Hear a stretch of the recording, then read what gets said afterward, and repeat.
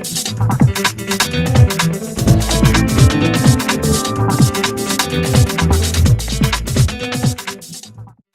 printemps 1945, les délégués de quelques 50 États, en majorité occidentaux, réunis à San Francisco aux États-Unis, créent une organisation avec une charte dont le préambule annonce, je cite, « Nous, peuple des Nations Unies, résolus à préserver les générations futures du fléau de la guerre, établissent par les présentes une organisation internationale qui prendra le nom des Nations Unies.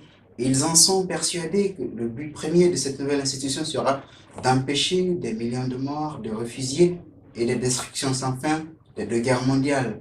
Plus de 72 ans plus tard, face au désastre en Syrie, en Irak ou encore en Afghanistan, beaucoup considèrent que l'ONU a échoué car de nombreux problèmes sont jusque-là sans solution, notamment face au terrorisme transnational, aux États faillis, en déliquescence ou encore aux États voyous. Pourquoi ces recrudescences de violence dans le monde? S'il est facile de déclarer la guerre, comme l'invasion du Koweït par l'Irak ou encore de l'Irak par les États-Unis, mais comment faire la paix? Peut-on imposer la paix? Si oui, dans quelles conditions? Car depuis maintenant plus de 2 siècles, l'humanité n'a jamais connu une période de paix. En Europe, à commencer par le coup de Prague en 1948, la crise angloise en 1956, puis depuis 2013, la crise ukrainienne. Ensuite, la forte menace terroriste qui fait croire aux Européens qu'ils sont en guerre presque tous les jours. En Amérique, au Venezuela, où sévit une crise politique sans précédent, problématique similaire en Afrique où, en dépit d'un tout dernier accord de paix qui date de février 2017 au Mali, la communauté internationale n'est pas parvenue à résoudre les conflits récurrents dans cette région. En Asie, tension, Corée du Nord, Corée du Sud, la situation au Proche et Moyen-Orient est caractérisée, elle, par des guerres sans fin qui causent la mort des millions de personnes et jettent dehors des milliers d'hommes, de femmes et enfants sur des routes de l'exil, sans que, depuis des décennies, on ne puisse parvenir à quelques accords de paix que ce soit. Entre autres, crise de Suez en 1948, guerre des 6 jours, guerre des Kippour, l'invasion du Koweït en 1990, les 2 guerres du Golfe, les 2 guerres entre Israël et le Liban, les premières et deuxièmes intifada, les guerres de Gaza à 4 reprises entre 2006 et 2014, le printemps arabe, les groupes terroristes qui sèment la terreur partout dans le monde, la guerre ouverte entre sunnites et chiites depuis la mort du prophète de l'islam, la paix soit sur lui. Au XXIe siècle est en train de se créer un vide sécuritaire dont certains, au nom d'une religion, l'islam pour être précis, sont dans une sorte de guérilla territoriale, à vrai dire, pour contrôler les ressources naturelles de ces zones, ainsi que certains axes commerciaux. Un peu de l'histoire. La paix a toujours été promue par différents acteurs, mais ce n'est précisément qu'à la moitié du XXe siècle que le combat pour la paix a été institutionnalisé dans le droit international comme moyen de résolution pacifique des différends entre les belligérants. Ce processus débuta à la conférence de la paix de la Haye aux Pays-Bas, puis se prolongea avec la Société des Nations, puis après les Nations Unies. Dans la tradition orientale, la vision de la paix s'adresse prioritairement à l'individu, autrement dit, à son état intérieur. La paix soit sur toi. Dans le monde occidental, la paix est une notion plus globale, extérieure à l'individu, c'est-à-dire la suspension plus ou moins longue des rivalités entre les belligérants. Les études scientifiques renvoient la question de la paix à une série de causes qui peuvent être politiques, économiques ou sociales, ou la lutte pour le pouvoir qui représente un facteur très important. D'autres sources des conflits, comme la pénurie de matières premières dans les sociétés occidentales, les conflits identitaires en Afrique et d'autres séquelles de l'époque coloniale sont la cause de nombreuses confrontations armées. Les mouvements pour la paix se comptent par centaines. On parle de casque bleu, on parle d'opérations de maintien de la paix dans le monde, faire la paix, avoir la paix, maintenir la paix. Facile à formuler certes, mais pas facile à réaliser. Spinoza disait-il, la paix ce n'est pas l'absence de guerre, mais une vertu, un état d'esprit et une volonté de bienveillance, de confiance et de justice. Gandhi, un homme qui a toujours voulu la paix, disait-il, je cite, je me considère comme un soldat, mais un soldat de la paix. Fin de citation, lors de son passage en Suisse en 1931. Sociologiquement parlant, la paix désigne une entente amicale entre tous les individus qui composent la société. Elle n'implique pas forcément l'absence de conflits, mais prône une résolution de ces conflits par le dialogue. D'ailleurs, c'est pour renforcer ce souhait que la paix devient une salutation salam en arabe, shalom en hébreu ou encore en latin pax vobis, la paix soit sur toi. Quelque chose de concret. La paix, c'est à la fois un idéal, une réalité, surtout un espoir. Le problème, c'est que cette paix, on ne la définit souvent que par la guerre. L'expression latine illustre parfaitement ce propos, sive pacem parabellum. Si tu veux la paix, prépare la guerre. Et pourtant, le 21 septembre de chaque année, on célèbre la Journée internationale de la paix, l'occasion d'attribuer le prix Nobel de la paix à la communauté ou la personnalité ayant le plus ou le mieux contribué au rapprochement des peuples, à la propagation des progrès pour la paix définis par le testament d'Alfred Nobel, dont le dernier, en date d'octobre 2016, fut décerné par le président colombien Juan Manuel Santos. Une récompense synonyme d'hommage et d'encouragement pour cet homme de 65 ans qui a risqué tout son capital politique pour mettre fin à plus d'un demi-siècle de guerre fratricide dans son pays. Nous vivons une période dangereuse. L'année dernière, plus de 100 soldats de la paix ont perdu leur vie, soit un tous les 3 jours. Chaque 29 mai, l'ONU se souvient de ces morts du Mali au Liban, du Congo au Cachemire, de Sri Lanka aux Philippines. Les casques bleus sont de plus en plus nombreux et de plus en plus menacés. Dans ce contexte difficile, les soldats de la paix interviennent dans des zones à risque.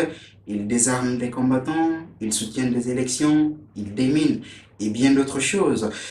Les soldats de la paix ont traditionnellement 3 missions: impartialité, consentement des pays en guerre et utilisation de la force uniquement pour se défendre. Aujourd'hui, le budget annuel de l'ONU pour le maintien de la paix est à peu près de 8 milliards de dollars par an.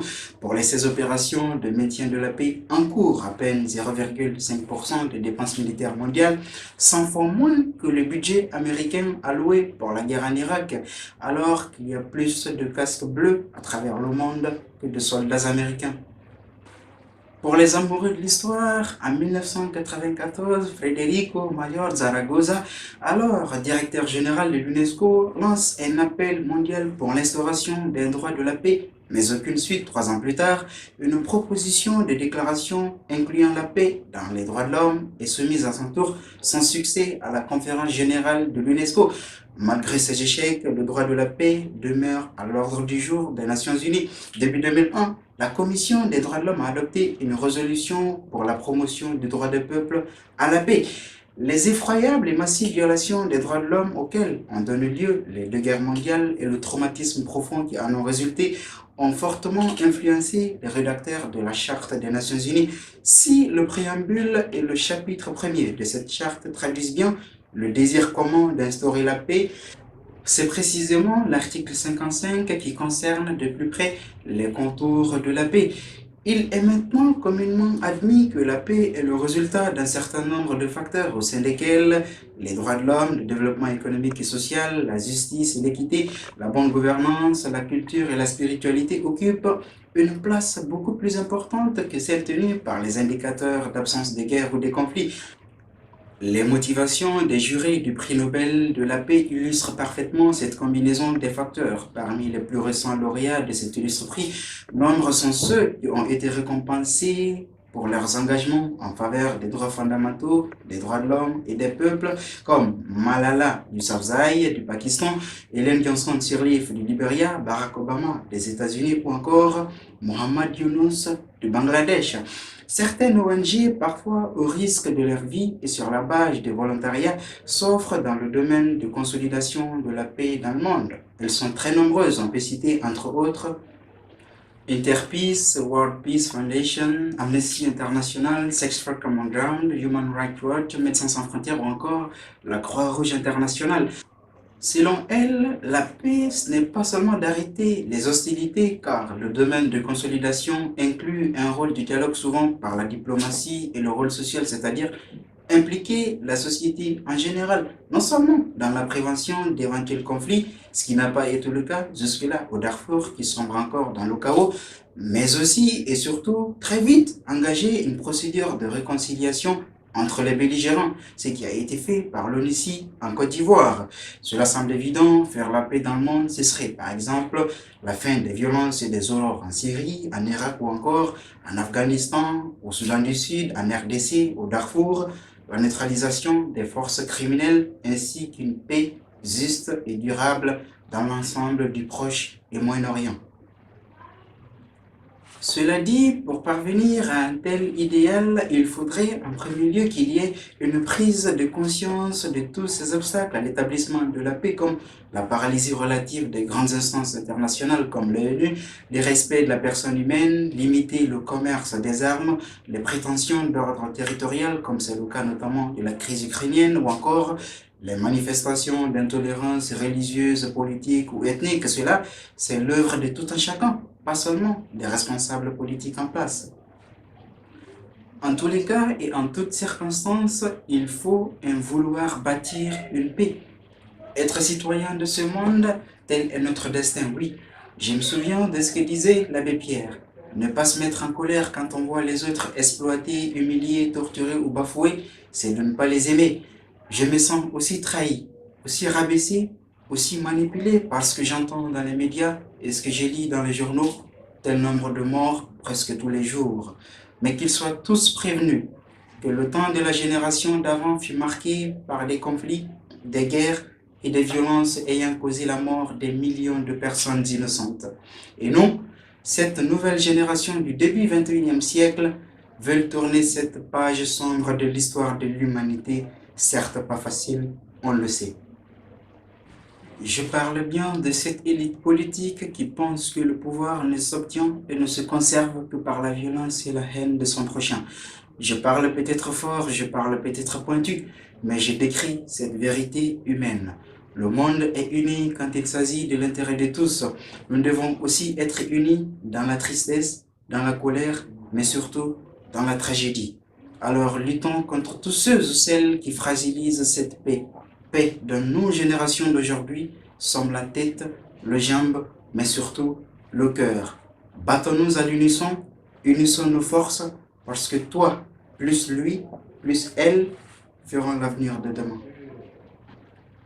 Au nom de toute l'équipe de plateforme Jeunes Citoyens, ensemble, défions l'impossible, sauvons le monde, combattons le mal par nos actes, et enfin, défendons les opprimés.